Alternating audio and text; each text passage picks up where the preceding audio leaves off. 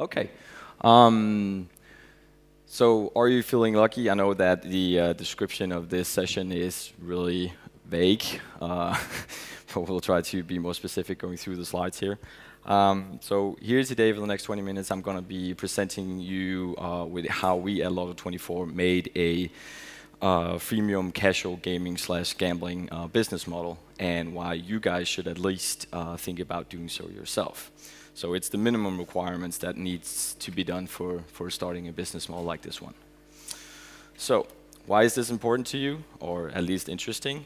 Well, over the years, the last decade, we've seen that an average increase in retention per year of up to 10%. We've seen increases in members per year of 12%. We've seen an increase in paying members per year of up to 7%. And we've seen an increase in CAGR per year of 2.2%. Now, we also have an average revenue per paying user of 39 euros, and the average revenue per user is 11.34 euros. So that is quite a bit. Now, Lotto24, what is Lotto24? First of all, in more specifics, it is a free-to-play gambling website. We started in Denmark in 1999, so it's quite old as well. We currently have offices in Denmark and Ukraine. We hold about 20 employees across both offices. We're represented in 7 different countries, and we currently hold about 2.2 million registered users.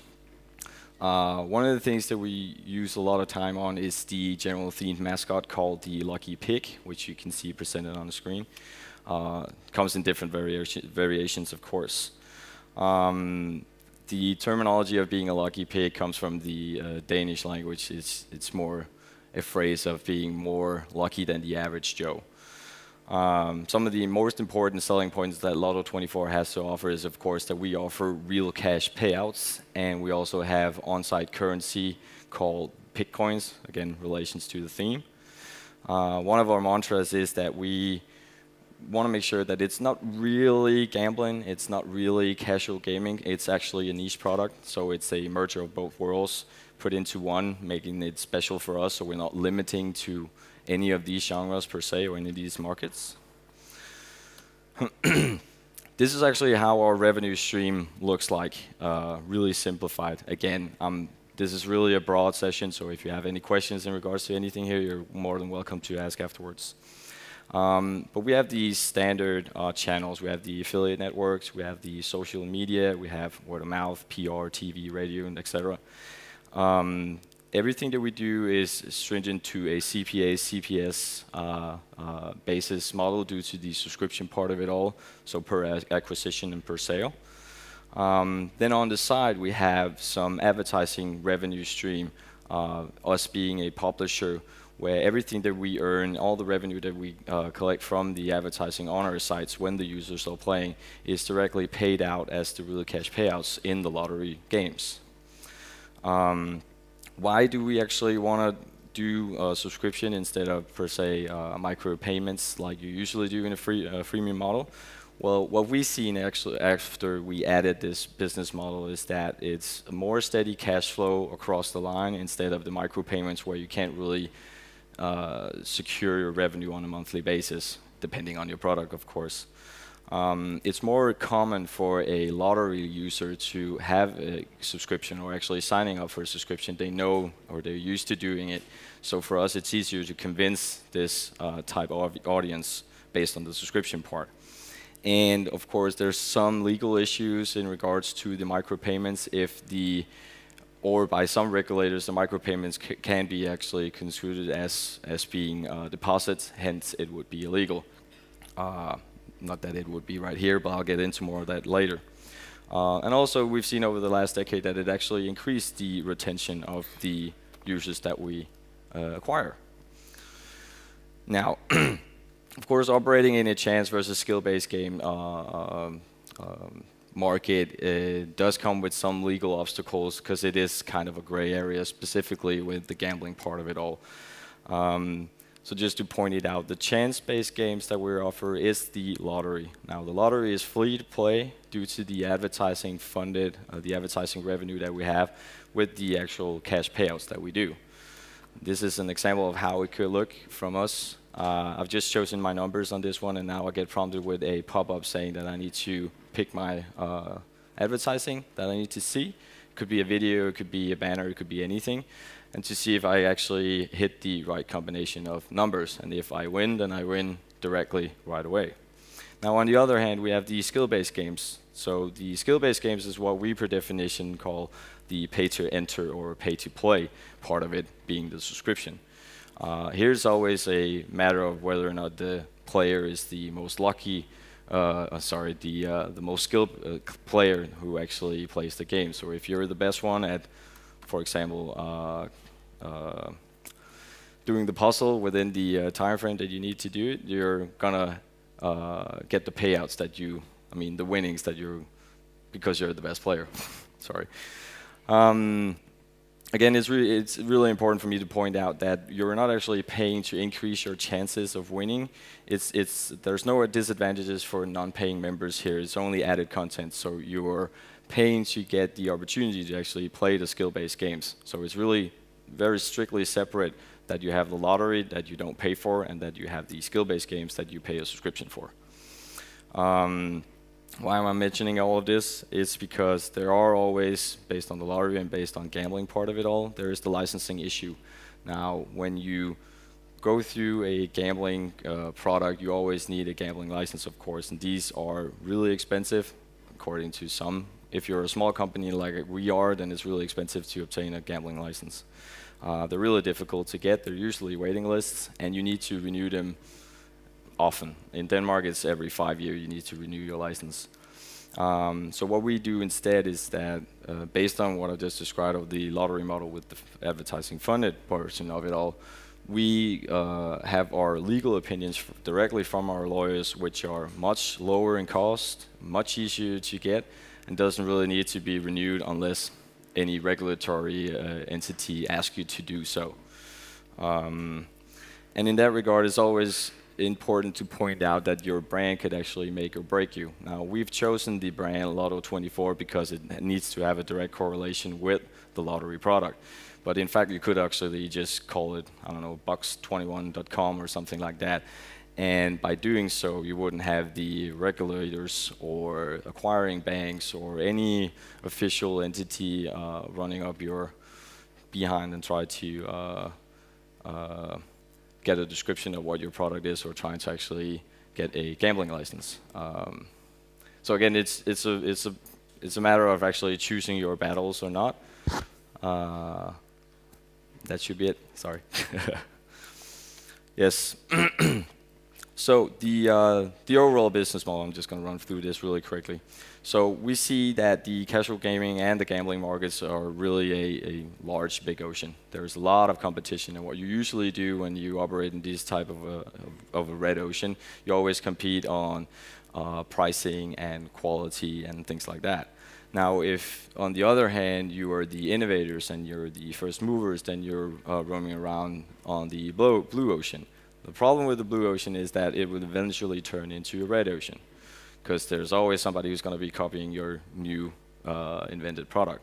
So what we always try to place ourselves is in the purple ocean. Now, being in the purple ocean, the strategy will always be to try to outmaneuver your competitors by price and quality, but also being innovative and thinking about new products that you can add to your portfolio or your platform like we do. And go.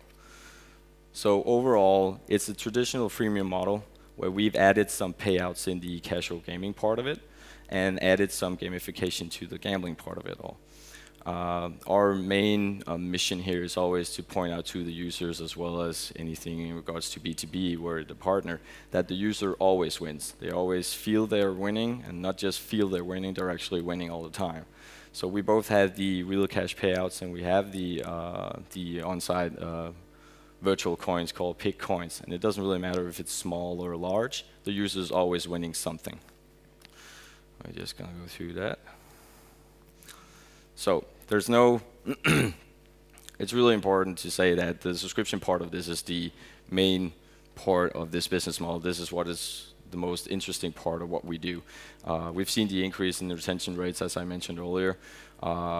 due to the subscription part that we have, we've actually been able to add more value and create a better product over the year because we've had the means and resources, the revenue from the steady revenue stream that we have. And some of the numbers that we've seen over the years are presented to you here. Now, in 2009, we actually had a 20% retention rate. 2010, we had 22. And by 13, we added the virtual coins, the pig coins, into the equation and actually had an increase of 77% higher retention rate just within those 3 years. Nowadays, it's 44% retention rate, which is actually pretty high. That's almost every other player coming in. Sorry.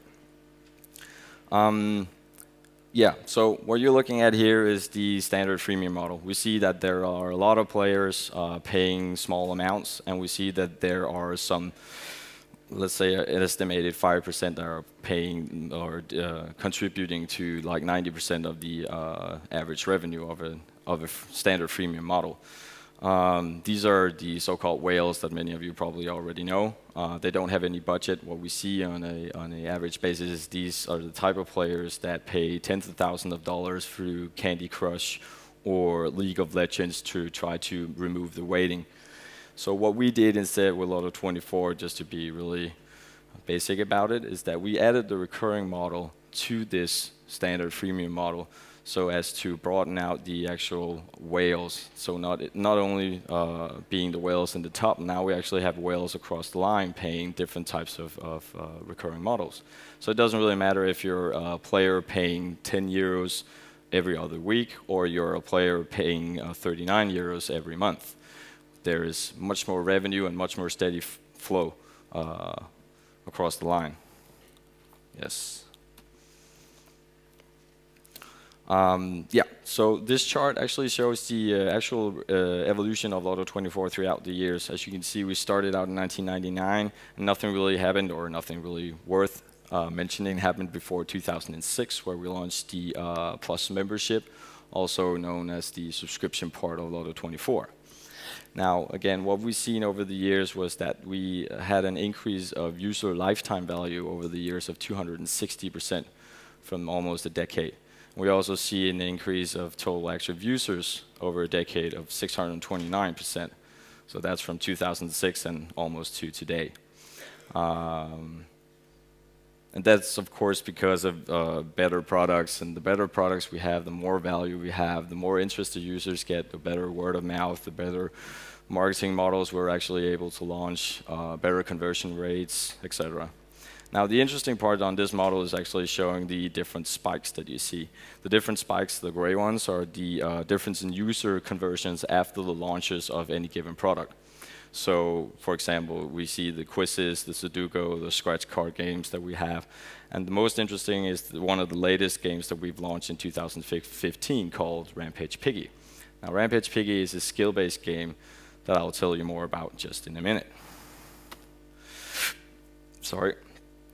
This chart, on the other hand, shows the percentage of playtime in the different games that we have across our timeline on a daily basis. So as you can see, the majority of this is, of course, the lottery throughout the years. And then slowly, as we progress through the different types of skill-based games or features that we added, the lottery average playing time, of course, dropped because of some of the other games being more interested. Now, I'm not saying that the lottery in itself is being less and less interested to play, but comparing to a game that has more interesting gameplay, then of course it's going to be dropping in average. So by 2016, we see that the lottery is only being played 20% of the average time on a daily basis, whereas the Rampage Piggy that we launched last year is actually being played 30% of the time. This is just an example of one of the scratch cards games that we have, one of the chance-based games, where again, you always win no matter what you scratch. And an example of the Rampage Piggy, which is kind of based on the whack-a-mole game, if anybody knows that. You need to hit as many piggies as possible within the time limit. And the best one at doing that, again a skill-based game, wins the pot. And yeah. So, of course, we know that the lottery game in itself, being our original product, is not the most interesting game in the world.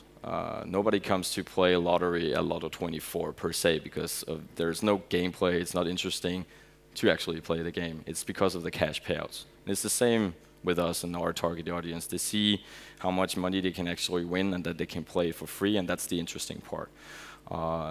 Read that through news who actually published that over the next 3 years, the projected CAGR of lottery is going to be around 9%. And we see the same tendencies in the free-to-play arena or the casual gaming. It's also 9% over the next 3 years. So, of course, both of these merged together gives a really good combination as a business model. So just to be more specific about what we actually do, we have the payouts from the gambling part, and we add some of the advertising to try to make it free to play.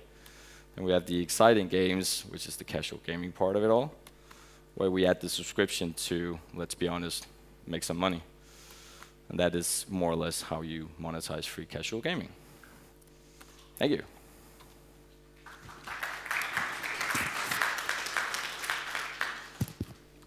Are there any questions? Hi, I wanted to know how you were defining retention. Like, was it day 1, day 7, every month?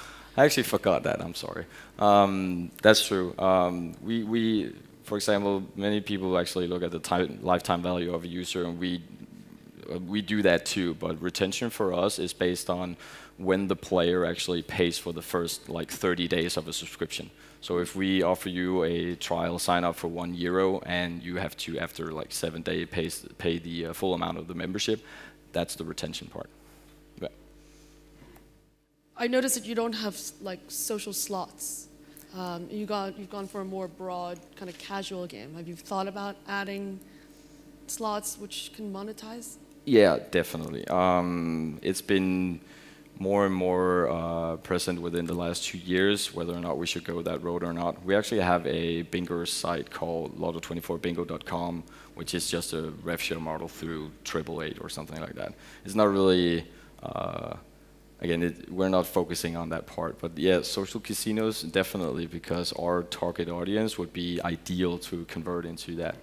Right. So it is interesting for us to be looking into that more. We just haven't had to be honest, the employees to handle this so far. We're a small company still, so. Got it. And is this something that you're offering just on B2C? You did mention B2B, so it's just... Yeah, we are actually offering a white label solution of the Lotto24 platform, which gives you the full possibility to edit anything that you want. So you can actually just go in and select the skill-based game for your platform and then leave out the lottery part if you don't want to have any debaggles with the local regulators or things like that. But we are also trying to figure out whether or not we can do the same model with the lottery as well with any poker or any other gambling, casino-associated type of game. But yeah. And then you're one of the few games that actually predate the mobile.